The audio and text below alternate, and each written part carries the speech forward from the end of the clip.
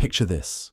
You're a messenger in 1250, and the great Khan himself just handed you a sealed dispatch that could change the fate of entire kingdoms. Your mission? Get this message from Karakorum to Baghdad, a distance that would make modern truckers weep, in less than 3 weeks. No GPS, no highways, no gas stations. Just you, a horse, and the most sophisticated communication network the medieval world had ever seen. Welcome to the Mongol yam, the empire's secret weapon that turned impossible distances into manageable commutes. Most people think the Mongols conquered the world through sheer brutality and horse archery. They're not wrong, but they're missing the bigger picture. Sure, Genghis Khan and his descendants were military geniuses, but what really made their empire work wasn't just winning battles. It was what happened after the dust settled. How do you control an empire that stretches from Korea to Hungary? How do you keep tabs on generals thousands of miles away? How do you make sure your tax collectors aren't pocketing half the silver before it reaches the capital? The answer was something called the yam, a relay system so efficient it would make FedEx executives take notes. This wasn't just about fast horses and brave riders, though there was plenty of both. The yam was a carefully engineered machine with more moving parts than a Swiss watch, and it transformed the largest contiguous land empire in history, from a collection of distant territories into a functioning government. Here's what blows my mind about this system. A message could travel from Beijing to the Caspian Sea faster in 1260 than it could in 1860. Think about that for a second. The Mongols built something so effective that it took the invention of the telegraph to beat their delivery times. And they did it with nothing but horses, discipline, and an obsession with logistics that would make Amazon warehouse managers jealous. But the real genius wasn't in the speed, though covering 200 miles in a single day was pretty impressive for the 13th century. It was in the reliability. When you sent a message through the yam, you knew it would arrive. Not maybe, not probably, but definitely. The system had backup plans for backup plans, redundancies built into redundancies, and a level of organization that makes modern postal services look like they're run by confused squirrels. Let me tell you about a typical day in the life of this system by following a single dispatch from start to finish. It's dawn at Karakorum, the Mongol capital, and our story begins in the palace chancellery, where scribes have been working by lamplight to prepare the morning's messages. These aren't casual notes between friends. We're talking about imperial commands, tax records, military intelligence, and trade agreements that could make or break entire cities. Our dispatch is special, though. It's marked with the highest priority seal, meaning this message needs to move faster than gossip in a small town. The Chancellor himself applies the wax seal, pressing it with the Khan's personal stamp, a symbol that carries more authority than any crown or scepter in the medieval world. This particular message is heading southwest toward Samarkand, carrying orders that will affect thousands of lives and millions of silver coins.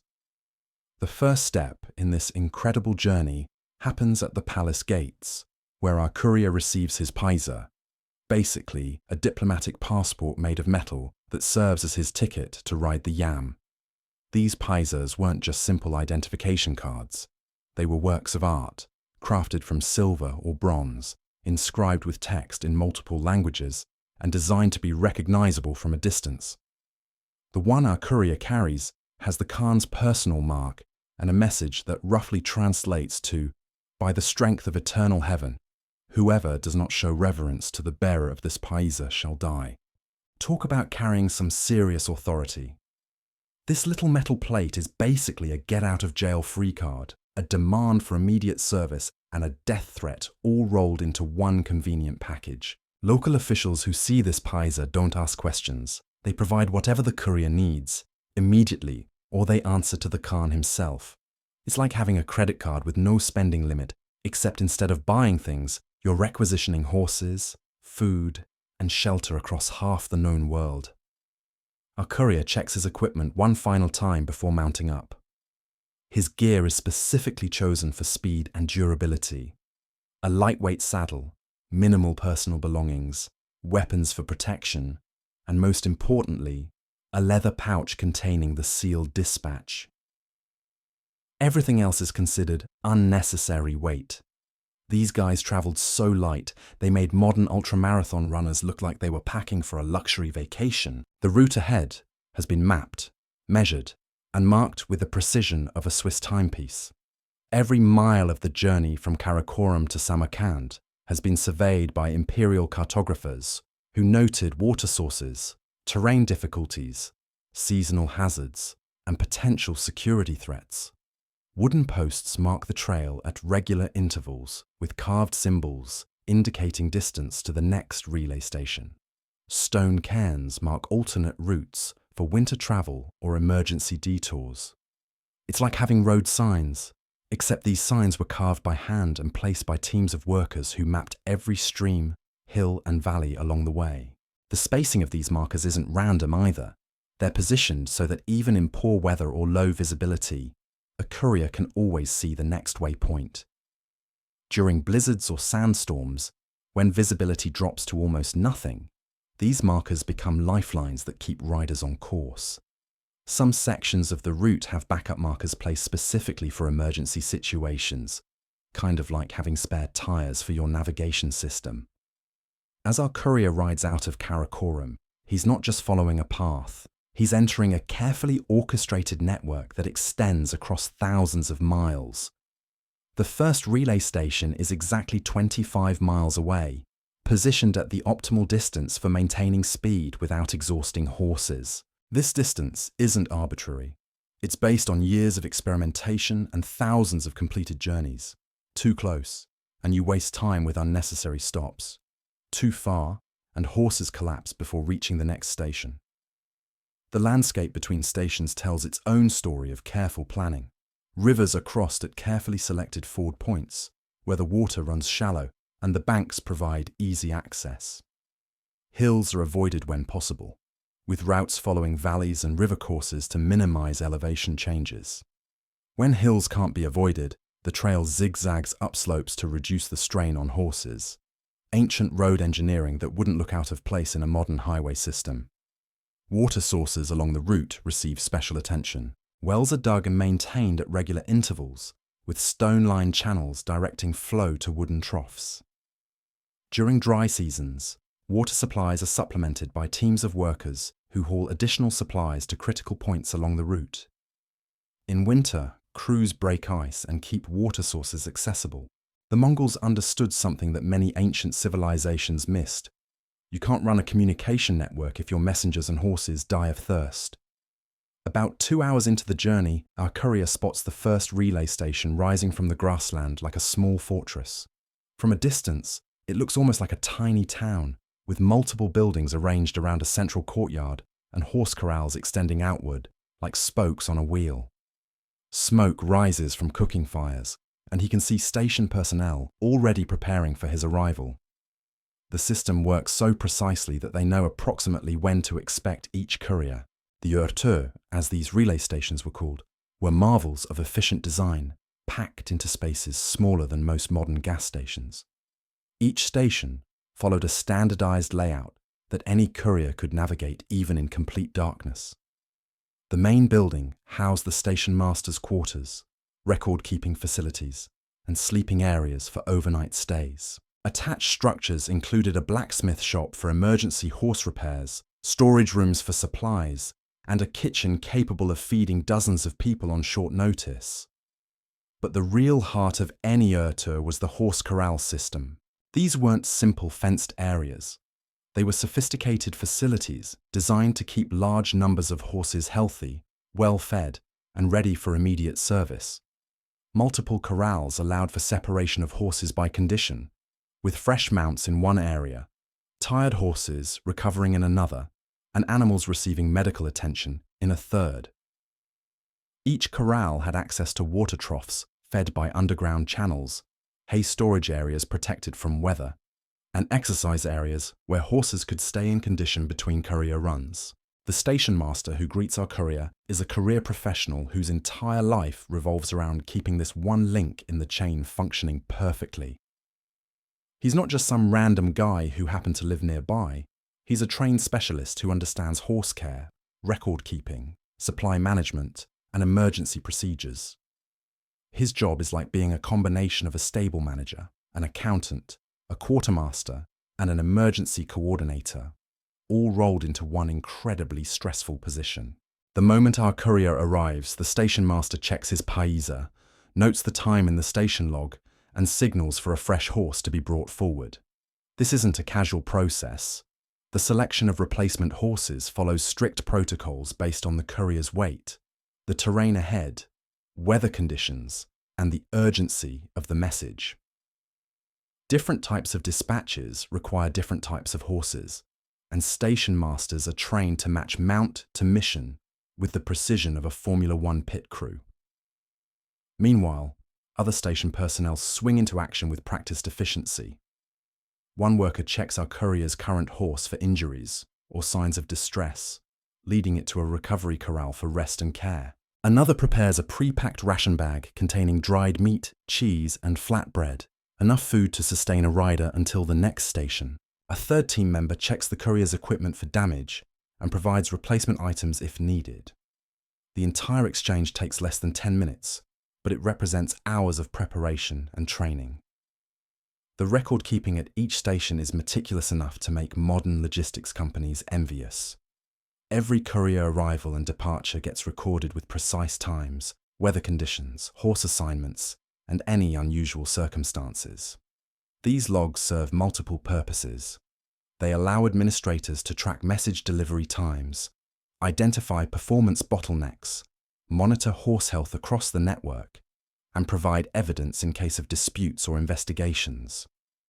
Some of these records have survived to the present day, giving us incredibly detailed pictures of how the system operated. The horse selection process reveals just how sophisticated this whole operation really was. Station masters didn't just grab any available animal. They maintained detailed records on every horse in their care. Each animal had what we'd call a performance profile today. How fast it could travel, how well it handled different terrain, its temperament with various riders, and its recovery time between runs. Some horses were specialists, bred and trained for specific conditions, like desert crossings or mountain passes. Others were generalists, reliable in most situations, but not exceptional in any particular environment. Our courier's new mount is a compact Mongol horse, standing about 14 hands high, smaller than modern riding horses but perfectly adapted for endurance work.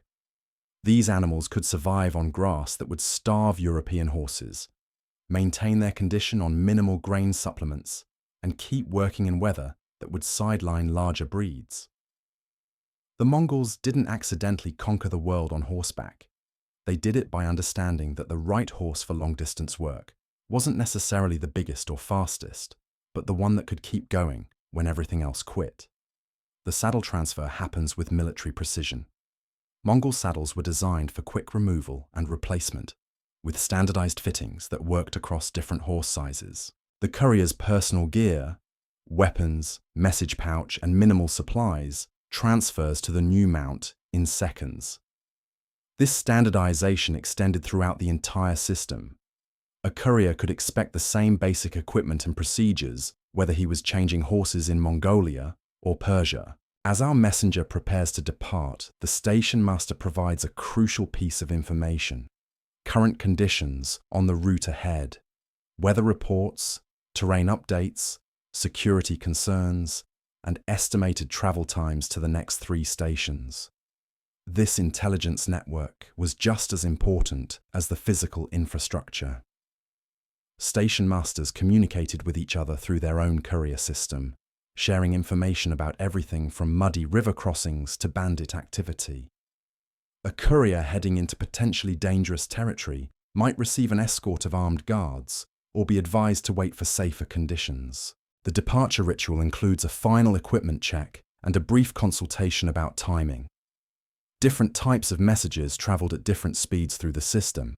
Routine administrative dispatches moved at a steady but unhurried pace, covering perhaps 60 to 80 miles per day. Military intelligence and urgent imperial commands pushed the limits, with couriers expected to maintain speeds that would exhaust both horse and rider. Our particular message falls into the highest priority category, meaning our courier will push hard for the next several days. Back on the trail, the landscape begins to change as our route heads southwest toward the great trading cities of Central Asia. The grasslands give way to more arid terrain, with scattered trees and increasingly rocky ground. The trail markers become more frequent here, reflecting the need for precise navigation in less familiar territory. Water sources are more carefully managed, with stone-lined wells and maintained cisterns replacing the natural streams of the grassland. The engineering challenges of maintaining routes across such varied terrain were enormous. In marshy areas, the Mongols built raised causeways using local materials, stones, logs, and packed earth. Desert sections required different solutions, routes that followed natural rock formations where possible, with emergency water caches buried at predetermined points. Mountain passes needed the most intensive maintenance, with crews working year-round to clear rock slides, repair bridges, and keep trails passable during harsh weather. One of the most impressive aspects of the Yam was its seasonal adaptability. The same route might follow completely different paths in summer and winter. Summer routes prioritized shade and water access, often following river valleys, even when they added extra distance. Winter routes took advantage of frozen rivers as highways, cutting straight across terrain that would be impassable during warmer months. Some sections had 3 different seasonal variants, each optimized for specific conditions. Our courier encounters his first real challenge about 40 miles out from Karakorum. A recent storm has washed out a bridge over a normally minor stream, forcing him to detour several miles to reach a ford crossing. This kind of disruption was exactly what the Yam's redundancy systems were designed to handle. Alternative routes had been mapped and marked for precisely these situations. The detour adds time to the journey, but it's accounted for in the system's overall timing calculations. At the ford crossing, our courier meets other traffic using the Yam network. A merchant caravan has been waiting for several hours for the water level to drop, but the courier's paiza grants him immediate priority. The caravan guards help clear a path through the shallow water, understanding that delaying an imperial messenger could have serious consequences for everyone involved. This interaction highlights one of the Yam's key features. It operated as a priority system overlaid on top of the normal transportation networks. The second relay station appears just as the sun reaches its peak, shimmering in the heat haze like a mirage that turned out to be real. This örtöö serves a different function than the first one. It's positioned at a critical junction where 3 major routes converge. The station is consequently larger, with facilities for handling multiple courier streams simultaneously. The corrals hold nearly 100 horses of various types, from the standard Mongol ponies to specialized breeds for desert work and mountain climbing. The station master here is essentially running a small logistics hub, coordinating not just individual couriers but entire message flows across the network. His record-keeping includes tracking which routes are experiencing delays, which stations need supply reinforcement, and which areas require security attention. Some of these junction stations served as regional command centers, with authority to reroute messages, assign escorts, or temporarily shut down sections of the network during emergencies. Our courier's horse exchange at this station reveals another layer of the system's sophistication. His tired mount gets assigned to a recovery corral with other animals that have completed long-distance runs. These horses won't be used again for courier service until they've had at least 24 hours of rest, plenty of food and water, and a veterinary check by the station's horse specialist. The Mongols understood that overworking animals would eventually collapse the entire network, so they built in recovery time that kept horses healthy for years of service. The replacement horse comes from a different corral entirely, animals that have been resting and conditioning for exactly this purpose. This systematic rotation ensured that courier horses were always working at peak capacity, rather than gradually wearing down over multiple consecutive runs. Some stations maintained herds of over 200 horses just to support this rotation system, representing a massive investment in infrastructure that paid off through consistent performance. Fresh supplies at this station include more than just food for the courier. His ration bag contains regional specialties, dried fruits that grow only in this area, local cheese varieties that won't spoil in the heat ahead, and specially prepared meat that provides maximum nutrition for minimum weight. The Mongols had figured out that diet affected performance just as much as horse selection, and they tailored provisions to match both the terrain ahead and the physical demands of high-speed travel. The intelligence briefing at this junction station is more comprehensive than at smaller facilities. Our courier learns that the next two stations are operating normally, but the route beyond that has been experiencing problems with bandits who've been targeting lone riders. The solution is typically Mongol, overwhelming force applied with surgical precision. A security escort will meet him at the fourth station, consisting of 6 armed warriors who specialize in protecting high-priority messages through dangerous territory. This security system operated on multiple levels throughout the YAM network. Low-risk areas relied on the deterrent effect of imperial authority. Most local criminals weren't stupid enough to attack messengers carrying the Khan's seal. Medium-risk zones used increased patrols and better communication between stations to identify threats quickly. High-risk areas got the full treatment: armed escorts, alternative routes, and sometimes even military clearing operations to eliminate persistent threats. The escort system wasn't just about fighting off bandits, though that certainly happened. Escorts served as backup riders who could take over if the primary courier was injured or became ill. They carried duplicate copies of critical messages, ensuring that even if the worst happened, the information would still reach its destination. Some escorts were specialists in particular types of terrain or weather conditions, essentially serving as guides through the most challenging sections of long-distance routes. Our courier receives one final piece of crucial intelligence before departing this junction station: timing expectations for the route ahead. The next segment covers some of the most challenging terrain on the entire Karakorum to Samarkand route. A stretch where the grasslands give way to semi-desert conditions and water becomes increasingly precious. The station master calculates travel times with the precision of a medieval GPS system, factoring in current weather patterns, seasonal variations, and the specific capabilities of the assigned horse. This particular section of the YAM demonstrates why the Mongols succeeded where other empires failed. Most ancient communication systems broke down when they encountered difficult terrain or harsh conditions. The Persian Royal Road, for example, worked beautifully across the relatively gentle landscapes of Mesopotamia and Anatolia, but struggled in mountainous regions. The Roman cursus publicus was magnificent on paved highways, but became unreliable once you left the main arterial routes. The Mongol YAM, by contrast, was specifically engineered to handle the worst possible conditions across the most challenging terrain on Earth. The route ahead follows what modern geographers would recognize as an optimal path across semi-arid steppes. Ancient Mongol engineers surveyed this corridor using techniques that wouldn't look out of place in a contemporary civil engineering project. Teams of specialists studied seasonal water patterns, tested soil conditions for horse traffic, identified natural windbreaks for protection during storms, and mapped elevation changes to minimize the energy expenditure required for both horses and riders. What makes this engineering achievement even more impressive is that it was accomplished without modern surveying equipment. Mongol route planners used shadow measurements to determine directions, rope and pacing to calculate distances, and careful observation of natural phenomena to predict seasonal changes.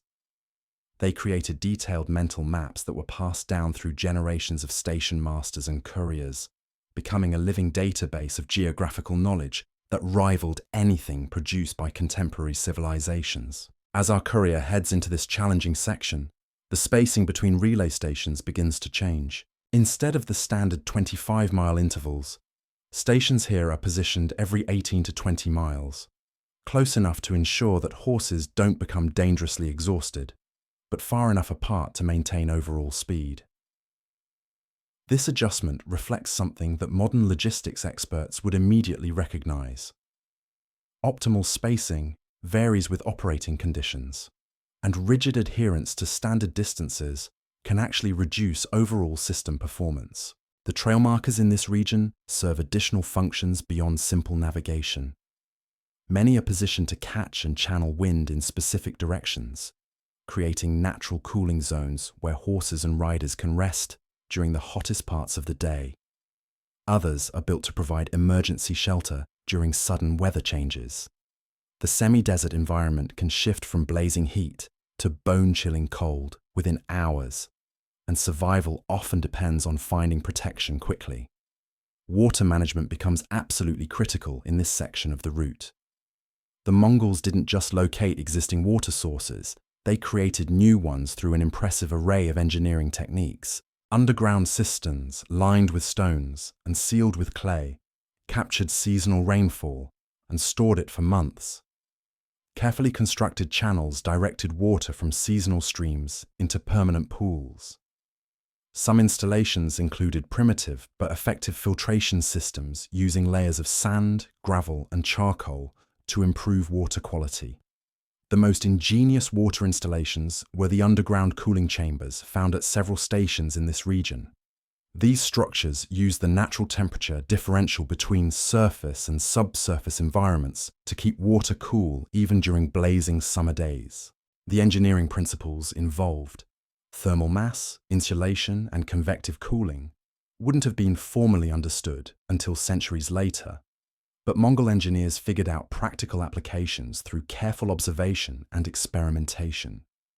Our courier encounters his first taste of these harsh conditions about 3 hours after leaving the junction station.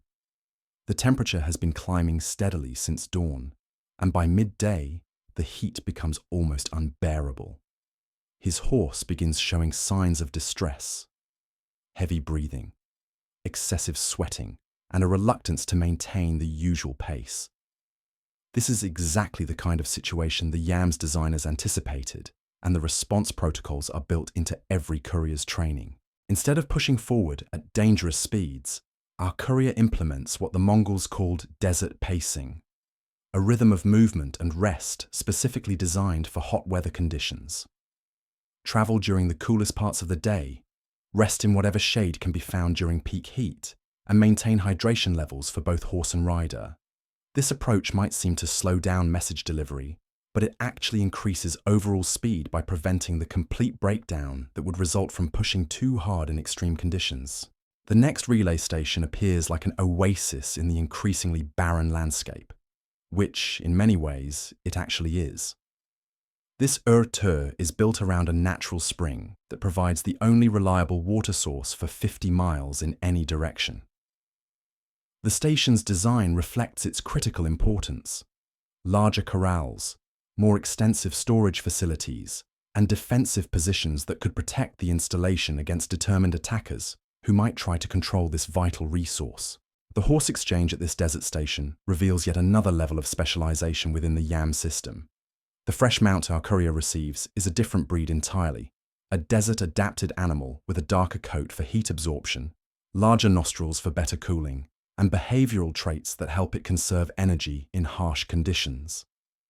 These horses were bred specifically for this type of terrain, representing generations of careful selection and training by Mongol horsemasters who understood that different environments require different solutions. The station's water management system is a marvel of practical engineering that puts many modern installations to shame. The natural spring feeds into a series of connected pools that serve different functions. One for drinking water, another for horse watering, and a third for general cleaning and maintenance. Overflow from these pools irrigates a small garden that provides fresh vegetables for station personnel and emergency food supplies for stranded travelers. But the real genius of this system lies in its sustainability. The Mongols understood that overusing water sources would eventually destroy them, so they implemented strict usage protocols that maintained the spring's long-term health. Water allocation followed a hierarchy. First priority went to drinking water for humans, second to horse watering, third to cleaning and maintenance, and fourth to irrigation. During dry seasons, lower priority uses were suspended entirely to preserve the resource for essential functions. Our courier's brief stop at this station includes a critical equipment check that reflects the changed conditions ahead. His leather message pouch receives additional waterproofing to protect against sand infiltration. His personal water supply is topped off with the station's highest quality drinking water. Most importantly, his horse receives a thorough inspection by the station's veterinary specialist, someone who understands the early warning signs of heat exhaustion and dehydration that could prove fatal in the desert ahead. The intelligence briefing at this station focuses heavily on timing and weather prediction. Desert travel requires precise scheduling to avoid the worst heat, and station masters here maintain detailed records of seasonal patterns, daily temperature cycles, and the optimal departure times for different destinations. Our courier learns that the next station is experiencing unusual conditions. A sandstorm passed through 2 days ago, leaving some trail markers obscured and water sources temporarily contaminated. This kind of real-time intelligence sharing was absolutely crucial for maintaining system reliability in challenging environments. Each station maintained communication with its neighbors through a combination of scheduled courier runs, emergency messenger services, and a sophisticated signal system using smoke during the day and fires at night. Information about route conditions, security threats, and resource availability flowed constantly through this network, allowing station masters to make informed decisions about courier routing and timing. The departure from this desert station marks the beginning of the most challenging section of our courier's journey. The route ahead crosses open desert for nearly 60 miles, with only 2 intermediate stations providing relief from conditions that can kill unprepared travelers within hours. The spacing of these stations represents a careful balance between safety and practicality, close enough to prevent disasters, far enough apart to maintain overall speed through the network. As our courier heads into the open desert, the trail markers become more frequent and more elaborate. Simple wooden posts are replaced by stone cairns that can withstand sandstorms and provide navigation references even when visibility drops to near zero. Some markers include emergency supply caches, small underground chambers containing water, food, and basic medical supplies for travelers caught in unexpected storms or equipment failures. The engineering challenges of maintaining routes through active desert were enormous and constantly changing. Sand dunes migrate with seasonal wind patterns, potentially burying trail markers or blocking established paths. Flash floods during rare but intense rainstorms can carve new channels across traditional routes, making them impassable for horses. The Mongols addressed these challenges through a combination of redundant routing, regular maintenance crews, and flexible response protocols that allowed for temporary route modifications when conditions demanded it. About halfway through this desert section, our courier encounters one of the Yam's most impressive engineering achievements, a way station built entirely underground. This installation was created by excavating natural rock formations and expanding them into a complex of chambers that provide complete protection from surface weather conditions. The entrance is marked by stone pillars that serve as navigation aids, but the real facility lies 15 feet below ground level, connected by a ramp that allows horses to descend safely. This underground station represents solutions to multiple problems simultaneously. It provides shelter from sandstorms that can strip skin from exposed flesh. It maintains stable temperatures year-round, staying cool during blazing summers and warm during frigid winters. Most importantly, it protects a permanent water source, an underground stream that flows through natural rock channels and emerges in a pool within the station complex. The logistics of building and maintaining such facilities in remote desert locations required organizational capabilities that rivaled modern military engineering corps. Materials had to be transported across hundreds of miles of difficult terrain. Skilled workers had to be recruited, trained, and sustained in harsh environments far from normal supply lines. The excavation work itself required tools, techniques, and safety procedures that pushed the limits of 13th century technology. Yet the Mongols accomplished these projects routinely across thousands of miles of challenging terrain. They did it through the same systematic approach that made their military conquests so successful: careful planning, efficient resource allocation, and the ability to coordinate complex operations across vast distances. The underground stations weren't just engineering marvels. They were demonstrations of administrative competence that enabled the largest land empire in human history. Our courier's brief stop at this underground facility provides relief from the punishing surface conditions and a chance to appreciate the full sophistication of the YAM system. The station master here oversees a complex operation that includes not just the standard courier services, but also emergency rescue operations for travelers caught in desert storms, maintenance of the underground facilities, and coordination with nomadic groups who provide additional security and intelligence in this remote region. The final approach to Samarkand begins as our courier emerges from the desert and encounters the first signs of the great trading networks that made Central Asia wealthy. The trail markers here are more elaborate, reflecting the increased traffic and the importance of this route to international commerce. Permanent bridges replace seasonal fords, and the relay stations become larger and more sophisticated to handle the complex logistics of serving both the imperial courier system and civilian trade caravans. But that's where our story takes an interesting turn, because reaching Samarkand isn't the end of our message's journey. It's actually the beginning of an even more complex phase that demonstrates the true scope and sophistication of the Mongol administrative system. At Samarkand, our battered courier finally hands over his precious dispatch to the regional administrative center. But here's where things get really interesting. This isn't the finish line. It's more like a major shipping hub. The message gets logged, duplicated, and forwarded through an even more complex network of provincial officials, local administrators, and specialized couriers who will carry copies to every corner of the empire that needs this information. Let's crunch the numbers on what we've just witnessed. Our single message traveled over 1,500 miles in 18 days, requiring 47 horse changes, passing through 23 relay stations, and consuming roughly 200 pounds of fodder, 150 gallons of water, and enough preserved food to feed a small family for a week. Multiply that by the thousands of messages flowing through the YAM every single day, and you're looking at a logistical operation that dwarfs most modern shipping companies. The Mongols built something that seemed impossible, a communication network that could reliably move information faster across the medieval world than most countries could manage well into the industrial age. They did it without computers, without fossil fuels, without even basic mechanical devices. Just horses, discipline, and an understanding of systems, thinking that was centuries ahead of its time. Here's what really gets me about the whole thing. The YAM worked because the Mongols understood that an empire isn't just about conquest, it's about administration.